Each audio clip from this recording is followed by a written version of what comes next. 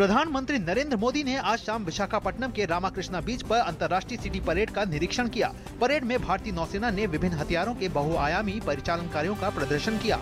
प्रधानमंत्री ने कहा कि आतंकवाद और पायरेसी समुद्री सुरक्षा के लिए बड़ा खतरा है और सभी देशों को इससे मिलकर निपटना होगा। उन्होंने कहा कि महासागर वैश्विक समृद्धता की जीवन रेखा है और देश के विकास के लिए एक बड़ा आर्थिक अवसर है। साथ ही पीएम ने महासागरों को ऊर्जा सुरक्षा के लिए भी जरूरी बताया।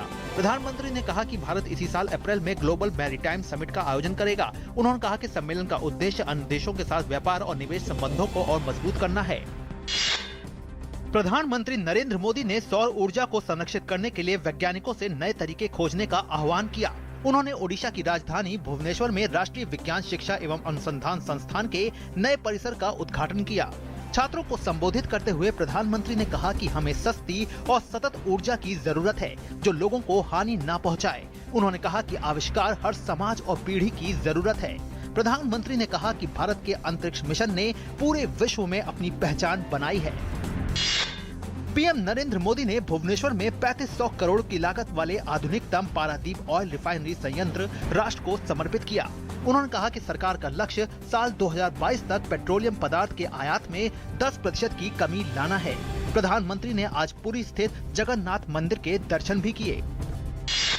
रक्षा मंत्री मनोहर पर्रिकर ने कहा कि सरकार ने पीएम मोदी के वादे को पूरा करने के लिए ओआरओपी फंड में 7,000 करोड़ रुपए का प्रावधान किया है। उन्होंने कहा कि ओआरओपी से जुड़े अन्य मुद्दों को जल्द ही सुलझा लिया जाएगा और सभी हितधारकों की चिंताओं का ध्यान रखा जाएगा।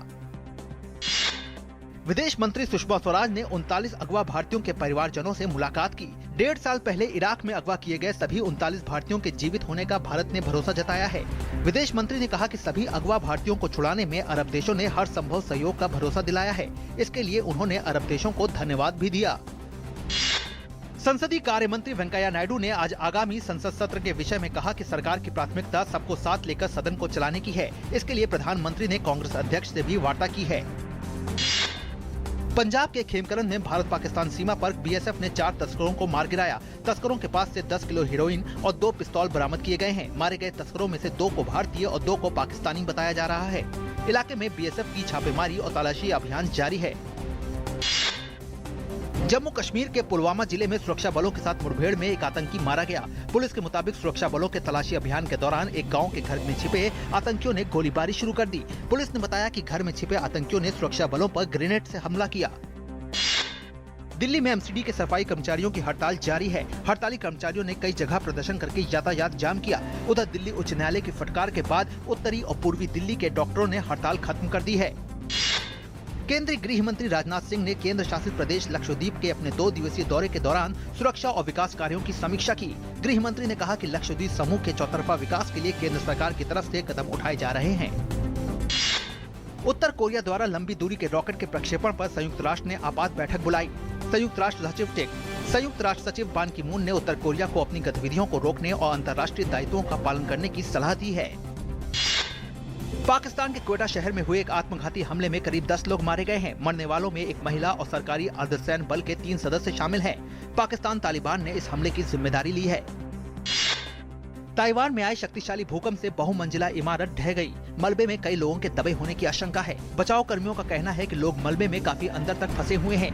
भूकंप के कारण अब तक 18 लोगों के मारे जाने की पुष्टि हो चुकी है, जबकि करीब 350 लोगों को मलबे से निकाला गया है। IPL 9 के लिए हुए नीलामी में कुल 351 खिलाड़ियों में से 94 बिके, जिसमें 66 भारतीय और 28 विदेशी खिलाड़ी हैं। नीलामी में बिके खिलाड़ियों पर कुल 1 अरब 36 करोड़ रुपए खर्च किए गए हैं। बिके खिलाड़ियों में 41 कैप्ड और 53 अनकैप्ड खिलाड़ी हैं। 12वें दक्षिण एशियाई खेलों में भारत स्वर्ण पदक तालिका में सबसे ऊपर है, जबकि श्रीलंका दूसरे स्थान पर है। भारत के खिलाड़ियों ने कुश्ती, तैराकी और भारोत्तोलन में अपना दम दिखाया। आज भारत के लिए पहला पदक वेट लिफ्टिंग में आया। महिलाओं के 58 किलोग्राम भार वर्ग में भारत की सरस्वती राउत ने भारत को स्वर्ण पदक दिलाया। वेट लिफ्टिंग में पुरुषों के 69 किलो भार वर्ग में भारत के सैम्बो लापुंग ने स्वर्ण पदक अपने नाम करने में कामयाबी पाई।